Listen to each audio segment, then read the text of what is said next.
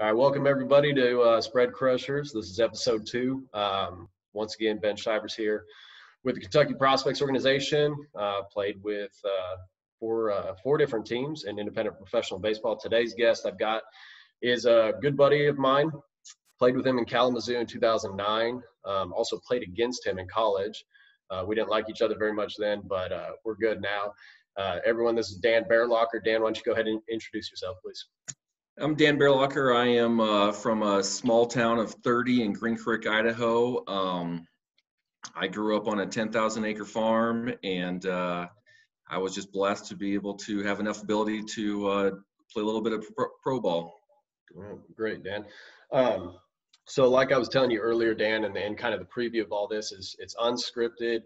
I want to keep it, as you know, PG. So we're going to leave out all the bad stories, and we're going to talk to these adults, these parents, and as well as these players and the younger kids, and give them some insight as to what this interview process is all about. I want to keep it unique and allow you guys to kind of run with the conversation. Obviously, I brought you aboard today because you're a pitcher, and as a pitcher myself, I want a lot of the people watching these videos who know who I am to hear the different perspectives of other players that got to a specific level in baseball and kind of, get some inside knowledge and figure out that there's more than one way to do things. I want to hear what you have to say about that. And I want these people to hear what you have to say about it. So if you don't mind, go ahead and start off with where you went to high school, where you went to college, and eventually where you played your professional baseball, if you don't mind. Yeah, I played high school baseball in Cottonwood, Idaho, a Prairie High School. Out of Cottonwood, I played JUCO ball at Walla Walla CC, Walla Walla, Washington. Had Tommy John surgery actually my freshman year. Had a cup of coffee at Lewis Clark State College. Wasn't going to work out. Incredibly elite program, so competitive, and I ended up finishing my career at Northwest Nazarene in Nampa, Idaho. Mm-hmm. Cool. And from there, you ended up after Northwest Nazarene, which was actually in the same conference as Western Oregon, where I went to school. So we played against each other. After Northwest Nazarene, talk to me about how you got into pro ball. So I went to a lot of prospect camps, as we both did. I mean, literally traveling the Northwest and going to MLB scout camps. I ended up getting recognized in Pasco, Washington at a camp, and we were both together there. And I met a guy who said, hey, man, you have a lot of physical tools. You have a lot of attributes. If you come up to Seattle and train with me, I think we can put you in front of the right people, and we're going to get an opportunity. While I was up there for 6 months. Went to a lot of Northwest camps. At that time, I was 22 years old, feeling like an old man, traveling the Northwest, going to a lot of independent baseball tryouts as well as MLB tryouts. Ended up going into San Francisco. I'm not sure how many kids there were down there, but I ended up being the #1 overall selection for the Northern League at the time by the Schaumburg Flyers. Steve Maddock was the manager there. And that was my introduction to professional baseball, was a spring training invite basically in the Northern League to the Schaumburg Flyers. Okay. And then after that, I ended up getting released. Right. As we all did at one point. Yeah. Northern League was pretty prominent at that time, and there were several Major League Baseball players on that roster. Yeah. Peanut Williams, Rontrez Johnson, and ended up having to buy a plane ticket back to Seattle for some training, and had some tryouts with the Yankees, and then I landed in Kalamazoo. Oh, cool. And that's where obviously we met, was Kalamazoo, and some of that background prior to Kalamazoo I didn't really know much about, so it's good to hear that. When you let's go back just a little bit and talk about the Tommy John surgery. Obviously, bringing you on here to talk about pitching, this is a pretty difficult subject for a lot of guys to deal with. That thought kind of creeps into the back of their head as a pitcher. We've all put the amount of bullets thrown, through that barrel in a sense. Yeah. And we all know that there's a ticking clock that, you only get so many pitches before eventually you're going to run into some minor injuries. Unfortunately for a lot of us, including myself, my elbow went at the end of, actually at the beginning of 2012 in spring training. And that's kind of what derailed my career and eventually, kind of forced me into an early retirement, that coupled with my son being born. So your Tommy John procedure took place, you said, during your freshman year. So I'd like you to talk about that with how your recovery went, and maybe even just a little bit of preface that with what you think might have caused that, and then how you came back from that surgery, and then how you got to where you ended up getting to with professional baseball after the surgery. Yeah, man. The way I grew up, I literally on a farm, no television, listened to Dave Niehaus, Seattle Mariners, and that was it. How I kind of learned how to pitch is weird as it sounds. I remember getting a book from the library. It was the Nolan Express, Nolan Ryan. And there was still frame shots in that book, and it was of mechanics. Yeah. And my brother and I, man, we were ruthless on each other. I mean, we would go get some plywood and make shin guards for my brother, and then we would post up against the barn, and I would go throw baseballs right at him. Yeah.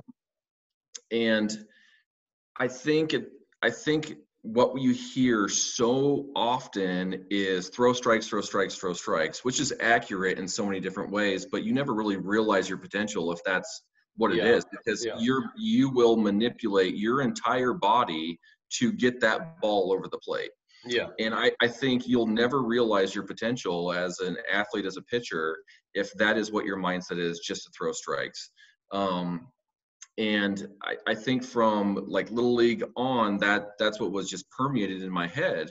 Throw strikes, throw strikes, throw strikes. And so what I think caused my injury in so many different ways is I developed I probably called it not necessarily an inverted W, because that wasn't the case. It's probably more of an inverted D. Yeah. And what ended up happening, I believe, is my body ended up getting so far in front of my body that my arm was lagging behind, and I could never, ever catch up for years and years and years. And growing up in the Northwest, we don't have the luxury of sunshine. I remember playing in snow so many different times. Yeah. I think all of those poor mechanics, the mindset of throwing strikes, and not really understanding biomechanically like where your body is at, resulted in Tommy John. And then once in that, so like all that wear and tear, I would say, through college with poor mechanics, then once you get into college becomes a job. Yeah. And it was so competitive when I got to college, and I used to tell kids this all the time when I was actively training, is you're the best in high school. Once you get to college, everybody's the best. And you're pulling kids from California, Oregon, Washington State, Montana, at least in the Northwest here, and you're all on an equal playing field. And in college, when I got to Walla Walla, Chad Miltenberger, he was like a 3-time All-American. Everything was at Lewis Clark State. Everything was a competition. And it was the best thing for me because it actually prepared me not only professionally in baseball, but it prepared me for life as well. We had a whiteboard that we'd go and check every single day. On that whiteboard, it'd have, after every single bullpen session, PFPs, running, whatever it was involved, it would have your name. Everything was on that list. And so going into the season, you would go check your name. What's your name? Because at the end of it, he had said, okay, if you're number 1 on that list, you're the number 1 starter. If you're number 2, you're the number 2 starter. And you're number 3, and that's kind of how college works with the day series is there, the Friday, Saturday, Sunday type of thing. Everybody else is in the bullpen. And so when you get into college and your mind is throw strikes, throw strikes, throw strike, that is like literally everything that they say. You don't really care about your biomechanics. I mean, at that time, we're talking 2000, 2001. Well, no, that's not true. 2002, 2004. There's really not a whole lot of video was involved with it. There was not a whole lot of understanding of the biomechanics of pitching and the bigger, faster, stronger. So that was your goal. And I honestly think that poor mechanics coupled with the competitive nature of what we were doing at the time, and just not understanding your body related to the Tommy John surgery. Now, post Tommy John, again, it was TheraBands. Okay, go do these TheraBands, go do your running, go do this. There was no discussion about altering mechanics. It was just basically, hey, the reason why you blew it out, your UCL, is because wear and tear. Well, once I started getting into training into Seattle and really understanding and diving into the biomechanics of the body and like using science as an asset for pitching, my whole entire perspective changed on that. But at that time of our lives, that was a real thing. Yeah, it's just what happens. Yeah, that's great, man. That's a good backstory to that. And so from there, I mean, looking at your stats right now, I've got them pulled up on my phone. I mean, you had a really successful 2-year stint in Kalamazoo when you came back healthy. A couple of years down the road, obviously, from going through college at Northwest Nazarene and then going through all the tryouts, like you said. When you finally got on board and caught on with Kalamazoo, I'm looking at the stats here. The year before I got there, you were 7-3. You had 51 strikeouts and 18 walks and 42 innings pitched. The following year in 2009, you went 8-1 with a 2.4 ERA, and you were a Frontier League All-Star, man. And so, I remember you talking about how your perception of training going from the high school level, which was probably, like most of us, really no idea what we were doing, to, and let me preface that with the time period that we grew up in, right? To the kids nowadays have so much of an advantage. But when we got to college, we knew a little bit more, but we still trusted what those coaches say, like it was, worth its weight in gold. But what was really interesting was I had the same experience as you coming out of college, and that was our velocities both jumped dramatically. We had big spikes in velocity, and I remember getting up to 96, 97 miles an hour in my first year of pro ball in Kalamazoo, which was 2009, and that was your second year. And you're a guy that you came out of high school and college. I remember you saying you were top in 90, 91 maybe, and that's pretty much like what I was. It's all kind of natural, whatever we could make and muster out of our body. But what's really good to hear you say is when you figured out the biomechanics and the science behind stuff, and you started learning how to train your body, putting on more muscle mass, getting in the weight room, doing the stuff that, to be honest with you, a lot of us just don't like doing. I mean, it's fatiguing, it's taxing, it's mentally draining to go in there in the weight room and grind out a squat session and then do abs and then wake up the next day and do conditioning at 6 a.m. But what we found, both guys like you and me, was that our natural potential got us so far, but then once we really started molding our bodies and adding body weight and adding strength, we saw our velocities jump. And you were another guy that your velocity jumped to what, 96 topping out? You were sitting 90 to 93 in the Frontier League, with a really good breaking ball too. And I mean, that's something that as I try to elaborate that to a lot of my players. And one of the problems, and I'd like to kind of talk to you about this and ask you this question, is one of the problems I see is everybody wants velocity and they want it right now. And that's not just the players, but it's their parents a lot of times. And the hard part is the college coaches. And that's no disrespect to any of the college coaches that I know right now, because their jobs are on the line. And so they have to recruit those guys. They don't have to, but they choose and really try to push those guys because they want to go after the big time names that have the velocity right now at 15, 16 years old, that are throwing the 85, 87 range, or maybe even more. And it's, to me, my question is, do you think that's, an extremely important attribute to have right now? Or do you feel like it's more beneficial to let your body naturally develop into what it is and continue to push yourself and make yourself as you grow older? Yeah, man, when I used to do training in Michigan, I used to tell kids, I could probably put 5 to 10 on you right now if you put in the work. And that's just exclusive to altering mechanics.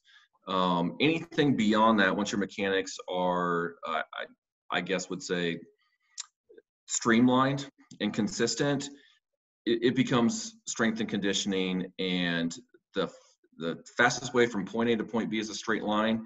And the faster you can get that body going in that straight line is the faster you're going to throw, regardless of arm angle. I just, man, the drills and the consistency and the work that you need to put into your body is paramount. I mean, velocity is like home runs. I mean, I remember, gosh, it was probably 1994, 1996, and the commercials were chicks dig the long ball, and everybody was throwing gas. It just doesn't happen like that. I mean, God touches people in a certain way, and we just don't happen to be those people. You have to work for it. I mean, I would say 98%, if not 99% of the populace do not get touched like a lot of those people that you watch on television. Man, they are so gifted in that way. And then you have people's like your Kyle Seagers of the world, in my opinion, Jose Altuve's. I mean, even Russ Springer, they all work to a certain degree, right? Like they all work hard, but people are touched. I mean, I remember Josh Beckett growing up. Josh Beckett was one of those people that just got blessed. Man, Mark Pryor was one of those kids that just got blessed and kind of ran into those things. Most major league players, I would say, are in that category, but they have to alter certain things. I mean, generally scouts, colleges, they want that prototypical 6'5" guy that's 210 pounds, that can throw 90 miles an hour. Well, guess what? They want those kids because they're not going to get fired if they scout those kids or they sign those kids. There's plenty of opportunity for kids that do not have those measurements to excel. Yeah, that's a great point, Dan. And let me ask you this too. If you're giving advice to kids, and since we're, I know this involves everybody, position players, parents, the parents of these players, and obviously the pitchers, but speaking to these pitchers almost exclusively in this type of conversation is, does it matter to go Division I, or did you ever feel like that was kind of like, hey, I don't need to go Division I. I don't need to worry about going to this school or that school. Like I always felt, for me, like I left Columbia Basin Community College after a year. It was a great school. And I mean, Scott Rogers was the head coach at the time, and I still love Scott. And I mean, ultimately, I just didn't do enough at that point to really make myself, into the pitcher that I needed to be while I was there. However, when I left that summer, went and played Legion baseball, I kind of got back to what I did that was, what got me to that level initially. And I found my roots again. And when I got back to that, I realized that it wasn't about going Division I or Division II or NAIA or any of this. It was about going to a school that fit me and my needs, and a school that wanted me to be there. And from that standpoint, that kind of motivated me. And I don't know if you felt this way or not, but I always had an internal motor that I wasn't going to let a certain school or a certain lack of opportunities keep me from going to play professional baseball. I always knew from the age I was like 10 years old, like that, I used to tell my mom, I want to go play professional baseball. And obviously, both guys, you and myself, we never got to the penultimate. We never made it to the major leagues. But considering the areas that we came from, and this is why it's fascinating to talk to a guy like you who's coming from, nowhere, Idaho, you know what I mean, on a farm, and that most people couldn't even find on a map. You're making it to a level of professional baseball, and you're a Frontier League All-Star in 2009. These are the things and the conversations I want to have with people. So my question is, do you feel like that notion of having to go D1 is too much for a lot of kids and a lot of parents? And should we be stepping back from that and finding more universities and programs that fit a player's needs? I completely agree. I think the whole D1 concept, at least where I grew up, and, in the remote Northwest, it wasn't even a thought. I mean, I was just hoping to get to college, to be honest with you. Now, when I went to training in the Midwest in Michigan, that was the talk. I need to play D1. I need to play D1. Well, in my opinion, that doesn't mean anything, because you're going to sit the bench for 3 years, potentially, depending on, to your point, the fit. the fit of it. There was so many kids. I want to play at Western Michigan and Central Michigan, University of Michigan, Michigan State. I personally don't understand the logic of it, other than perhaps an ego boost, because you may not play. Go to a CC, go to your point, a college with a coach that is going to treat you right, and you're going to get playing time, and you're going to get one-on-one experience. Because once you get to those big programs like that, you're a dime a dozen. I mean, it really doesn't matter. You're likely not going to get the individual instruction and development that you think you're going to. Yeah. It's just an initial ego boost, in my opinion. Yeah. That's a really good point there. So talking back about, or let's say going back to the competitive side of things and some of your training perspective, I know you're a guy like to keep things simple, and for a lot of the stuff and a lot of the training techniques that have kind of come out in the last decade, that we were finishing up our pro ball careers, and now these kids have a wealth of knowledge, and sometimes that knowledge is bombarding them into at such a high rate and capacity, like we don't know what to filter in and what to filter out in terms of drills and teaching. So giving these guys some perspective on what you did, I think would be really beneficial. So just kind of briefly talk to us about what are some of the basic stuff that you felt made you a good pitcher from a training perspective? Like, was it long toss? Was it towel drills? What are some of the things that you really like to do that just kept you, in sync with your body and your pitching mechanics? Yeah, it was something I did. I have a lot of affirmation for the towel drill.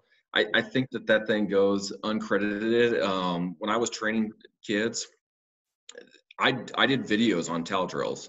And, don't go through the motions with those towel drills. Like, literally treat it like a pitch, and it will form your body.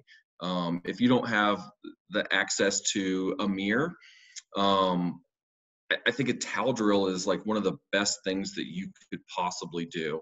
Long toss, as far as arm strength goes, I absolutely loved long toss to keep my arm loose. I mean, as a reliever, that was like a daily thing, and it became habit. I loved it. It stretched you out, lactic acid, running, the whole entire thing. But I also every other day wanted to do a bullpen, like full on bullpen, max effort, let it go. If you want to increase velocity, in my opinion, you need to throw max effort velocity. That's a term that I hate. Mm-hmm. You see it in scouting all the time, max effort. Yeah. What bro is not max effort? When you're throwing 95, you're max effort. Like, I just hate that term, but I mean, it's the truth. You have to condition your body. I always think when it comes to velocity and just training in general is that, okay, once I have it made up in my mind that I'm going to throw 92 miles an hour, I need to move my body at 92 miles an hour. And once you hit that, it's the next goal, the next leap, the next leap, the next leap. It all starts with something as simple as long toss and bullpens, blowing it up. I know a lot of people don't have access to catchers and stuff like that. It doesn't matter. Go to a park, go to a school, go somewhere and just start lighting up a fence. Get your body conditioned to throw that hard, and it'll eventually come. You just don't know I mean, you were probably the same way, Ben. I remember, like, once I hit 90 miles, like, I always thought 90 miles an hour was the hardest thing in the world to achieve. And then once you hit it, you just know psychologically that you're going, like, okay, I hit it. Then all of a sudden, boom, boom, boom, boom, boom, boom, boom. Every single time you're hitting 90 miles an hour, but it was the hardest goal to get. But once you hit it, it's there. And then you just step and step and step. And I think that getting stronger is the biggest thing in your shoulders. Personally, I'm not a huge advocate of TheraBands, but getting stronger, towel drills, I loved. Getting down on one knee and just simulating your release point was another. We often did that before games. You and I, just any sort of pitching is the most repetitive thing. Well, hitting and pitching, baseball in general, is the most repetitive thing in the world. Being consistent and being conscious of where your body's at is everything. Yeah, I think it's really good stuff there, Dan. And I want everybody to understand in this video, because Dan and I talked about this before we started recording, was, he was a little bit worried about saying, well, what if my, philosophy is different than yours? And like, I want all of you guys watching this video to understand is there's more than one way to pitch. Okay. And there's more than one or two ways to hit. And so the beauty of these interviews are that it's giving someone a unique perspective on what worked for a high level athlete, and some of the things that they can, share with you in terms of the knowledge that they're imparting. And so for me, I was a huge believer in long toss, man. I hear it all the time from kids about, well, I can't break the 81, 82 barrier, and I can't get to 87, and I don't think I'm going to get a college scholarship offer. And I tell guys all the time, when I was your age at 15, 16 years old, I had a 5-gallon Home Depot bucket of old ratty baseballs. And I used to put them on my bike. And this is a true story. Before I got my license at 16, I used to put them on my bike, right on the handlebars, and ride to my high school, which fortunately for me was like maybe 3/4 of a mile away.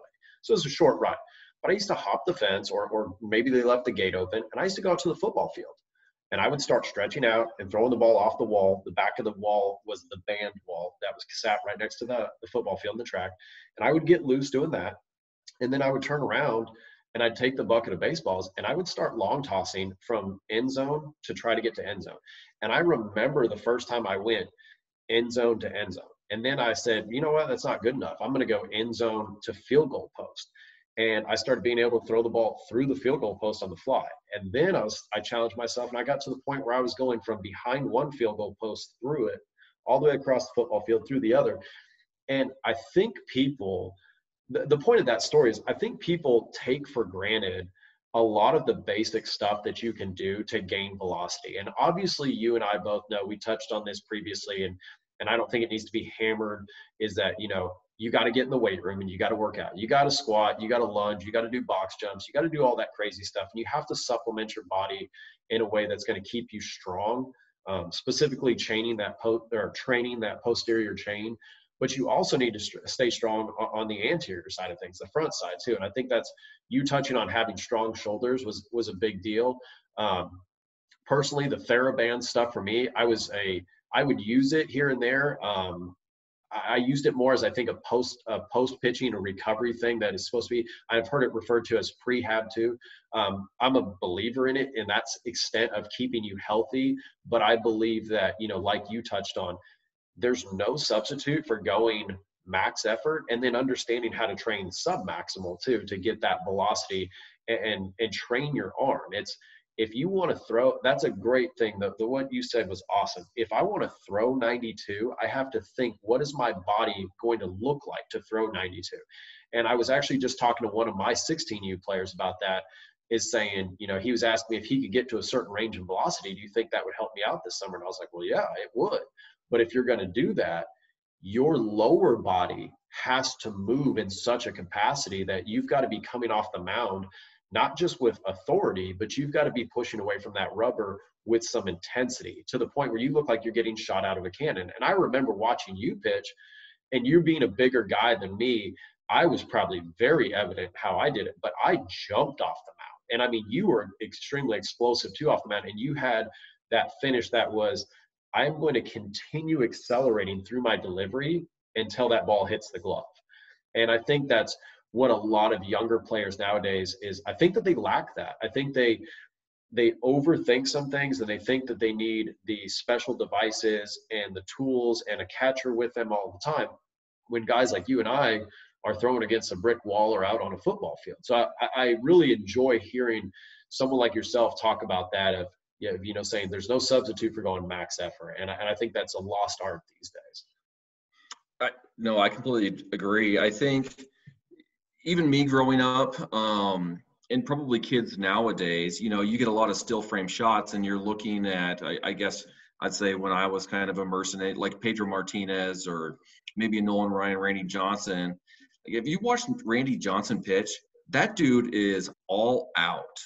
Yeah. He may not look like it. Like, it's hard when you're watching on television or you're watching a video of these guys, because they make it look so easy because of all the work that they've put in. But to your point, you you are going down the mound. You look a lot faster down the mound than what I am, just because the size difference. But when you're watching people on TV, they are moving at a rapid pace. It just doesn't look that way. But you have to train psychologically that way. Like, you have to push the boundaries of where you think you're at. And it's going to be uncomfortable, like change is, and like anything else. But you have to. I don't know. I just fell into it once I started getting deep into the training and the biomechanics of pitching. You have to move, and you're going to be uncomfortable. And I'm glad that you brought the follow through, because that was always like a big thing, is like, be in a fielding position. I'm going to field the baseball. And I remember a coach saying, "Hey, Dan, how many balls have been hit back at you this year?" I was like, 0. And he goes, "Then what are you doing?" I was like, good point.